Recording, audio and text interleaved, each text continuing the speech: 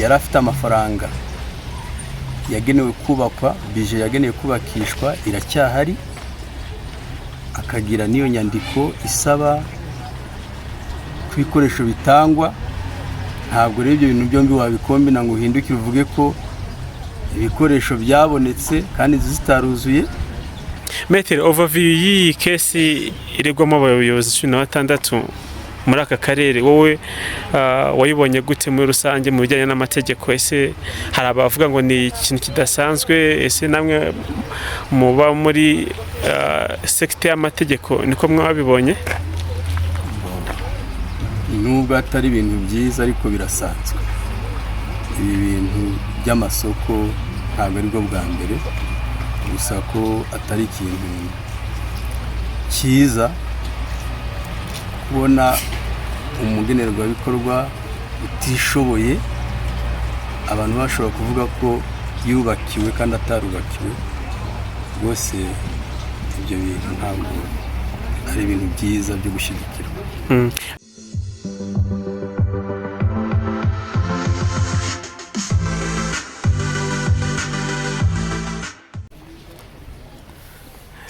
Nongeye kubaha ikaze mwe mukurikira ibiganiro n'amakuru atandukanye tubagezaho. Mbahaye ikaze hano ku rukiko rw'ibanze rwa Mukamira Primary Court, aho urubanza rw'abayobozi 14 nk'uko amakuru yatambutse mu binyamakuru ndetse na tweet cyangwa se post ya RIB yabigaragaje. Abayobozi 14 batawe muri yombi kubera gukoresha no kugira uruhare muri kesi yo kubakira amazu abatishoboye barokotse jenoside yakorewe abatutsi muri 1994 mu mirenge 7 itandukanye mu karere ka Nyabihu. Amakuru tumaze gutohoza cyase gutara ku isaha nuko urubanza rwatangiye saa 4 n'iminota 5.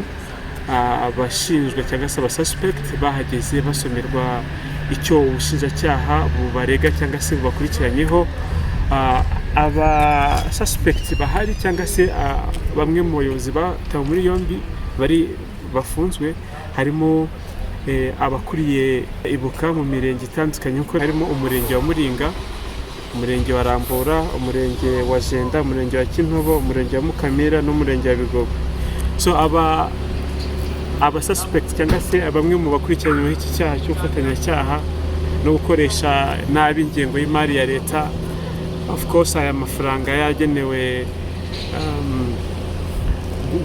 gusanura amazu y'abarokotse jenoside muri 1994.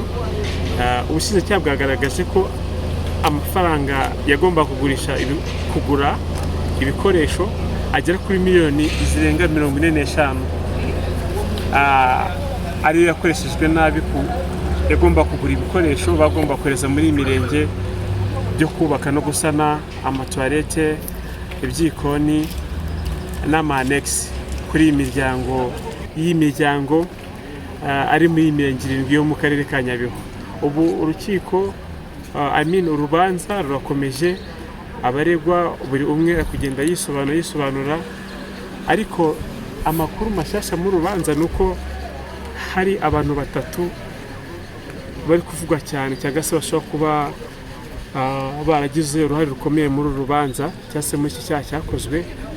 Wa mbere ni umunyamabanga nshingwabikorwa w'akarere ka Nyabihu, Mujyaneza David, akaza n'ukuriye ibuka ku karere ndetse akaba yarakuriye na ibuka mu murenge wa Bigogwe, ndetse n'umuyobozi ushinzwe procurement ku karere ibijyanye no gutanga amasoko. Nibo bantu 3 cyangwa se key figures ziri kugarukaho cyane muri rubanza rw'abayobozi 14 mu karere ka Nyabihu batawe muri yombi ku itariki ya 3 z'ukwezi kwa 10 bakurikiranyweho ibyaha byo gukoresha umutungo nabi wa leta cyangwa se public funds or public resources. Ikindi mwamenya cyangwa se mwamumenye kuri uyu munota tuvugana turi ku rukiko rw'ibanze rwa Mukamira, nuko ubushinjacyaha kugeza ubu busaba ko cyangwa se bwifuza ko bose baba bafunzwe by'agateganyo iminsi 30 kubera ibyaha bakoze ubushinjacyaha bugaragaza ko harimo ubugome kandi byose bihanishwa igifungo kiri hejuru y'imyaka 2. Metere mwatangira mwibwira abanyarwanda mwitwa bande, ese uyu munsi kuki muri hano ku rukiko rw'ibanze rwa Mukamira? Mwakoze, nitwa Metere Ngironsanga Audace, twaje kunganira abakiriya bacu mu rubanza barimo ifunga n'ifungurwa ry'agateganyo. Yego, hanyuma natwe twitabiriye urubanza rw'abayobozi 16 bo muri akarere ka Nyabihu batawe muri yombi. Umukiriya wanyu yitwa nde, niba wenda mwatubwira amazina ye n'ibyo n'inshingano ze? Aba bakurikiranwe nunganira witwa Nyiraguhirwa Beatrice, akaba akurikiranweho ko yaba yarasinye ko ibikoresho byakiriwe. Nk'umwunganizi we rero mu by'ukuri nagaragaje ko nawe ari mu bagenerwabikorwa, ngaragaza inyandiko yatanze asaba ibikoresho, ngaragaza ko no mu mafaranga yagenewe agomba gusana amazu hari amafaranga akiri kuri konti y'akarere. We umukiriya wawe yagomba gusana amazu angahe muhe murenge? Yari amazu 3 mu murenge wa Muringa. Nta nubwo yarashinzwe kuyasana kuko si umwubatsi, ahubwo yagombaga kureberera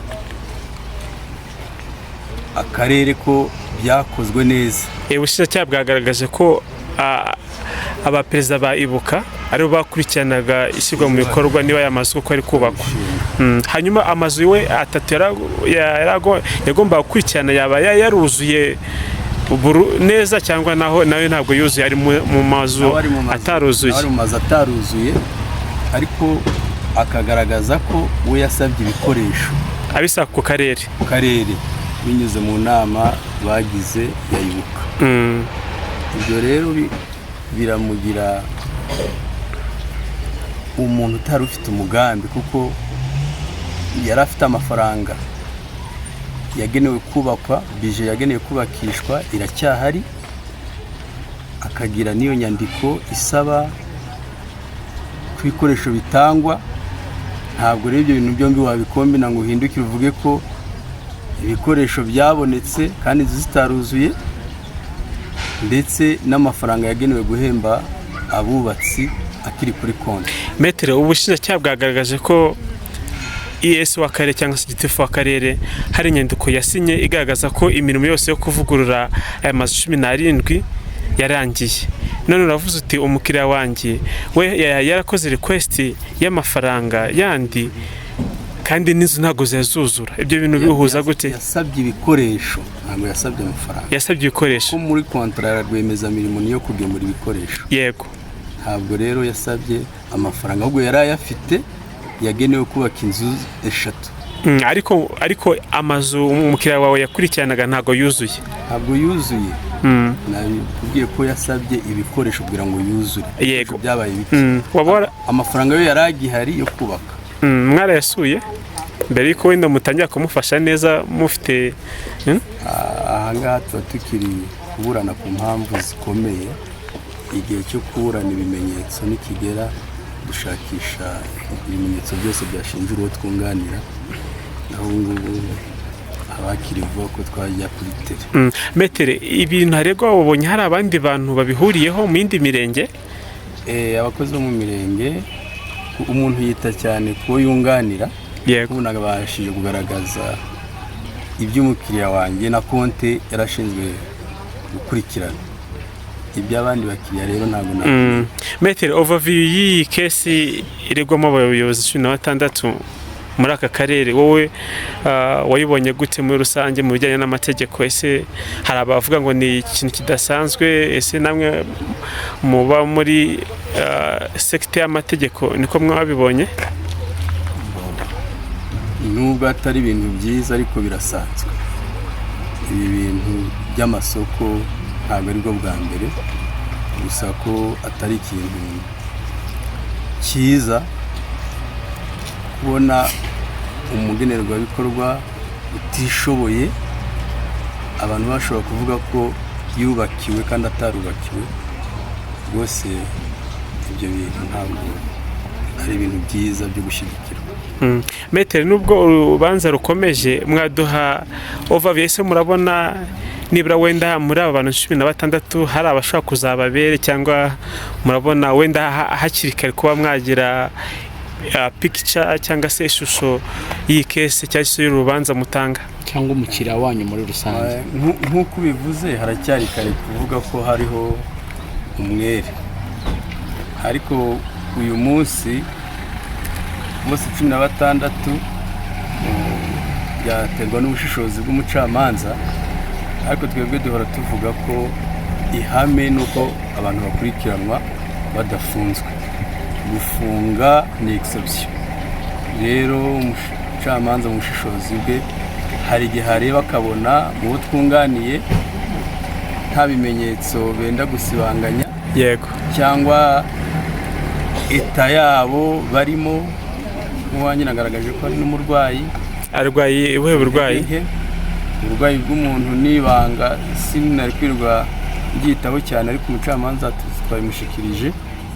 Rero ni mu nshingano z'urukiko kugira ngo ruzabisuzume. Akabazo k'amatsiko kwifunga n'ifungurwa by'agateganyo, ubushinjacyaha bwagaragaje ko ibyaha byakozwe, ndasoma amagambo yavuze ko byakoranywe ubugome, ko ari ibyaha bikomeye, kandi ubihamwe ahanishwa igihano kireje y'imyaka 2. Rusaba muri rusange ko bakomeza gufungwa ya minsi mutuye gateganyo. Iyo ngingo yavuze namwe murayemera kimwe, cyangwa namwe mufite izindi ngingo zivuguruza? Ubundi umucamanza afite inshingano zo kugenzura, hari ubwo abona nta mpamvu zikomeye. Nabwiye ko twebwe tugarukira uyu munsi ku mpamvu y'ifunga n'ifungurwa ry'agateganyo. Yego. Umucamanza rero nibwo icyaha cyaba kiri hejuru y'imyaka 2 igihano, afite ububasha bwo gusuzuma ko nta mpamvu zikomeye zatuma umuntu akurikiranwa afunzwe. Rero biracyari mu bubasha bw'urukiko, ntabwo agendera cyane ku byavuzwe n'umushinjacyaha. Murakaze.